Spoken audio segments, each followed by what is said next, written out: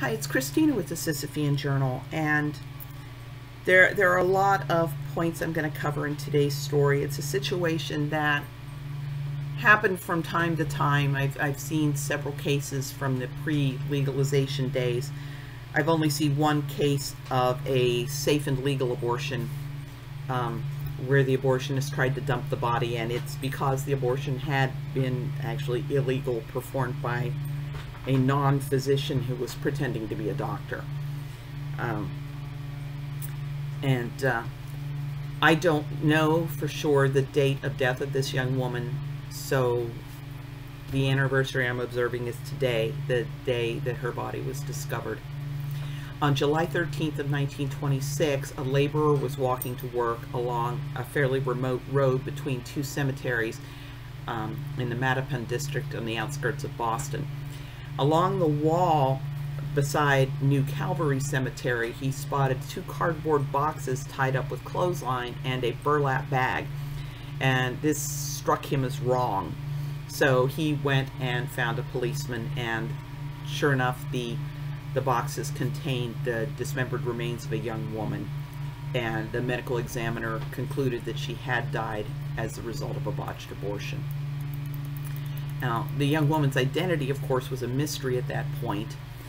The medical examiner arranged for the remains to be photographed, and then some kind of prototype photoshopping done by an expert to recreate what the young woman would have looked like when she was alive. And this picture was published in the papers, and about 23 families came forward believing that this dead woman was their missing loved one. And in one case, two employees of the State Child Welfare Division came to the morgue with a photograph of a young woman named Edith Green, who had been a ward of the state.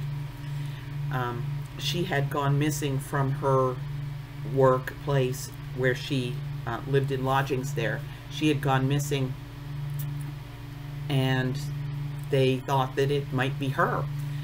But the medical examiner had said that the dead woman had a slight overbite and that her two center front teeth were fairly large, which led the officials to conclude that this wasn't Edith. In the meantime, the officials were pursuing other leads. They were looking into the clothesline. They were looking into the boxes. They actually managed to identify where one of the boxes had come from, a particular box factory that made those boxes for a particular distributor of fur neck pieces. And they were ready to go through and find out who had bought those fur neck pieces to see if any of them had any ideas.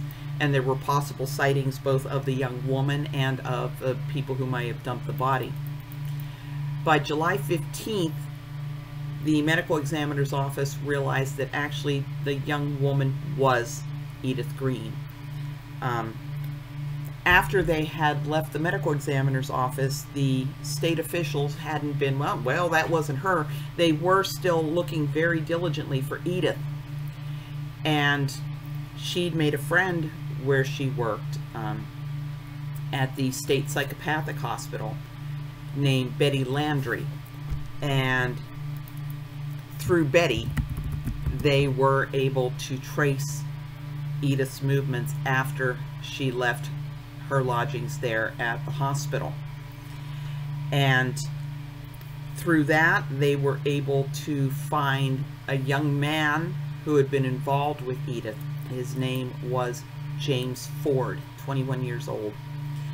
And he and Edith had actually gone on July 3rd and gotten a marriage license, which they had taken back and showed the landlady at the lodging house where Edith was staying. But the landlady knew that Edith was pregnant. She had talked to the young couple. She'd encouraged them to talk to a pastor and get married, and was very happy when they showed her the marriage license.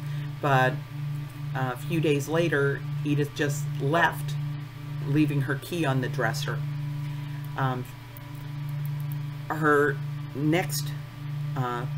She was next traced to lodgings where she'd taken a room on July 8th. She had just dropped off some luggage. She and a young man had dropped off some luggage and left. And then on Monday morning, July 12th, the day before the body was found, the young man came back with a young woman matching Betty Landry's description, wanting Edith's luggage, but the landlady would not let them have it. Betty, it turns out, had been the key all along. Edith had told Betty about her pregnancy, had told her that she was planning to marry James Ford, and probably had told her about the abortion. They were able to positively identify the body as Edith because Betty described a discoloration that Edith had on her back that, probably due to post-mortem skin discoloration, hadn't been noticed by the medical examiner the first time, but they went back and microscopically were able to find that the mark was where Betty said it had been. And also the state officials brought Edith's dental records. She'd had 2 small fillings put in the back of her 3rd molars in 1914, and using bright light in a dental mirror, they were able to find these 2 small fillings. Also, they brought 2 pairs of Edith's shoes, a pair that she would lounge around the house in that were too big for her, and a pair of dress shoes that fitted properly. And true to form, these the house shoes were too big for the feet of the dismembered body, and the dress shoes fit. So it was a positive ID. It was Edith. Well, they had a marriage license. They had a name, James Vincent Ford. He was 21 years old. They went and arrested him. And he said that he had loved Edith very much, had planned to marry her, but that she told him something that scared him off. The news coverage I've seen so far hasn't said what it was that she said that made him decide that he was going to arrange an abortion. But a young man named Thomas Tierney connected him with Dr. Thomas Walsh. So Ford paid Walsh $150, which is about $2,500 in 2022, for the fatal surgery. He dropped Edith off for the abortion on July 9th. And he said that the next night, the 10th, he went by and Edith was lying on a cot, told him she was feeling well, and Walsh assured him that everything was fine. But the next day, which was the 11th, Walsh called Ford and told him that Edith was dead. And he asked Ford for help disposing of the body, and James Ford told police he refused to do that. He said he hadn't known that Edith's body was dismembered until he saw the reports in the newspaper and saw the photograph of the dead woman who he knew was Edith. He told police, "I wish now, of course, that I had married her. I did wrong, I know it. I didn't think anything like this would happen. I will try now to make what amends I can by telling the whole truth about it. It does not matter how much I have to suffer now." He also offered to give her a decent burial. He ultimately pleaded guilty to the charge of conspiracy to procure an illegal operation, and he testified against Dr. Walsh. Now, Dr. Walsh was a known entity. So apparently there were 2 groups of people who knew about Dr. Walsh. One was people who thought abortion was a good idea, and the other was the law enforcement people whose job it was to shut these people down. He had been indicted for abortion in 1920, and in May of 1923 was held as a suspicious person in connection with an abortion case. And in September of 23, he was arrested for practicing medicine without a license and fined $200. I haven't been able to find out yet whether his license was restored, whether he was just continuing to practice without a license. Come back next year, I'll probably know more. Police raided his office. They found no sign of 48-year-old Dr. Thomas Walsh, but in a garbage pail behind the apartment, they did find one of Edith's internal organs. So it kind of makes it hard for Dr. Walsh to say he had nothing to do with this. So murder warrants were issued for both Walsh and his 28-year-old wife, Marion. So there was a manhunt. They eventually did surrender themselves. Walsh was charged as a primary, his wife as an accessory. When it came to trial, eventually the judge directed a verdict of not guilty against Mrs. Walsh. Walsh's defense hinged on testimony of some friends and family members who said they'd been at his house for a party the night of July 11th, and there was no unfamiliar woman on the premises. And Walsh was found guilty of abortion and having performed the abortion with an instrument, which carried a maximum total sentence of 9 years. But for some reason, he was not charged with murder for her death. He would have faced 20 years for that. And just as he disappeared when he knew they were looking for him, he disappeared when he knew he was about to be sentenced. So another manhunt ensued. But eventually they did catch him, which I verified because he was he showed up on 1930 census records in prison. And this just kind of underscores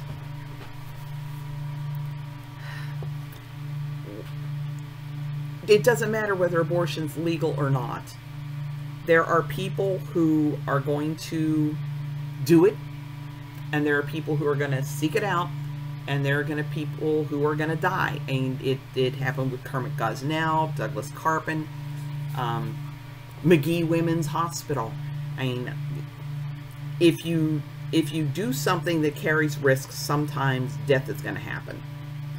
And you know, the all surgery has risks applied before and after legalization. I have no idea whether Edith died because Dr. Walsh screwed up, or whether she died because of the state of medicine at that time, and just, you know, all surgery does have risks.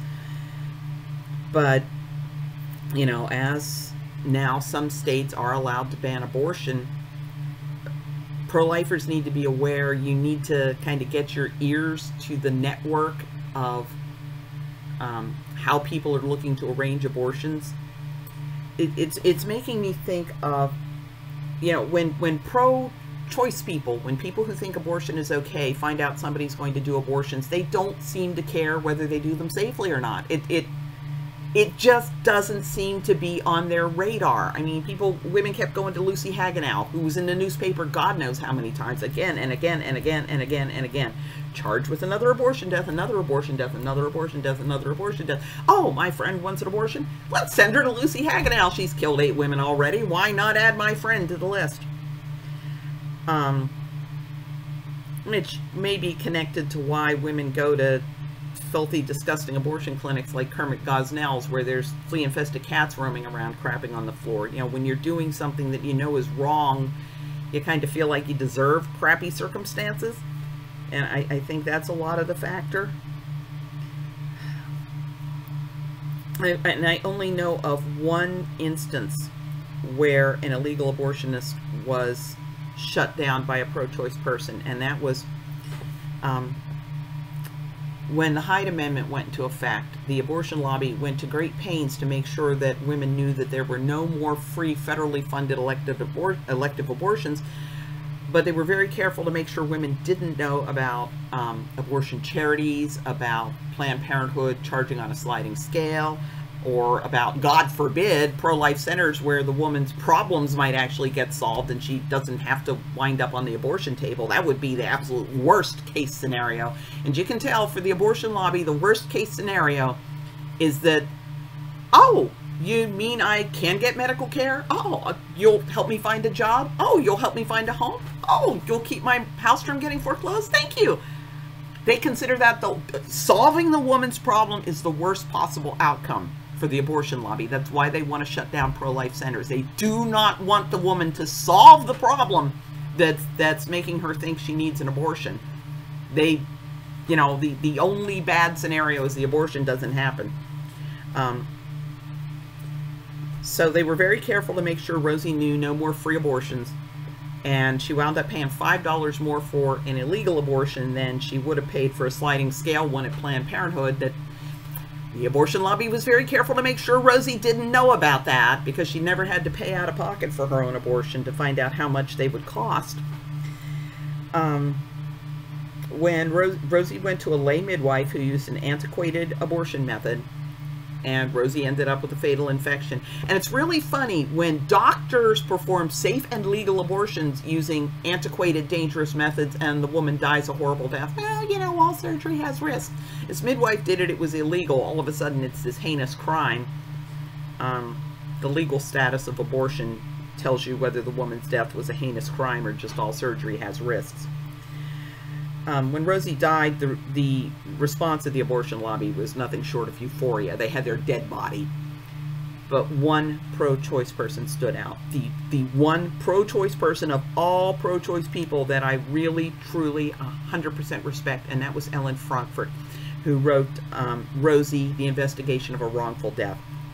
She was disgusted by how the abortion rights movement responded to Rosie's death, because nobody was trying to shut this midwife down. They're like, oh, let's go after Henry Hyde. Let's go after Henry Hyde. Let's go after Henry Hyde. And Rosie's like, yeah, you can do that, but he didn't insert the catheter into her uterus and cause this infection. Shouldn't we be going after the person who actually did the deed that killed Rosie? And it was she, not public health officials, not the abortion lobby as a whole, but this one lone pro-choice researcher who went to the police, and they did a sting and caught and arrested the midwife who performed the fatal abortion. So, you know, just as we needed to be alert with Kermit Gosnell, like I said, the legal status of abortion matters far less than the person who's doing it and how much the people arranging the abortion care about whether it's performed safely. We need to be steering women toward the pro-life centers that can resolve whatever her problem is. Is she homeless? Is she being abused? Is she unemployed? You know, is she facing bankruptcy? What's her problem? And help her resolve that, which I would think most normal people would consider that the go-to move. Is she's, you know, wanting an abortion because she's homeless, then you find her a home. You don't kill the baby and then she's still homeless. That doesn't improve her life any.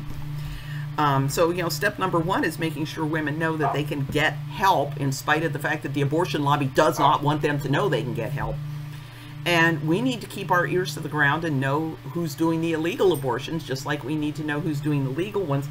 And we have to be alert to the interstate abortion rings that are going to spring up, where they don't care if the abortion's safe or not as long as it happens. You know, the kind of places that we're sending women to. Jesse Ketchum in New York. There's going to be carpetbaggers in California that are running just deplorable abortion mills, worse than what's already going on there. We need to know who they are, because the pro-choicers aren't going to vet them. They are not for a minute going to vet these people. You do abortions, you're good enough. It was that way before legalization. It was that way during the Roe era, and in this post-Roe era, it's still going to be to the abortion rights people. You do abortions, good enough. We don't need to vet you. Pro-lifers, we're the ones that need to stay on top of this. And pro-choicers, please take Ellen Frankfurt as your model. Be like her, not like Barbara Radford with the head in the sand, and it's better for the woman to die than to have fewer abortion clinics she can go to. End of rant.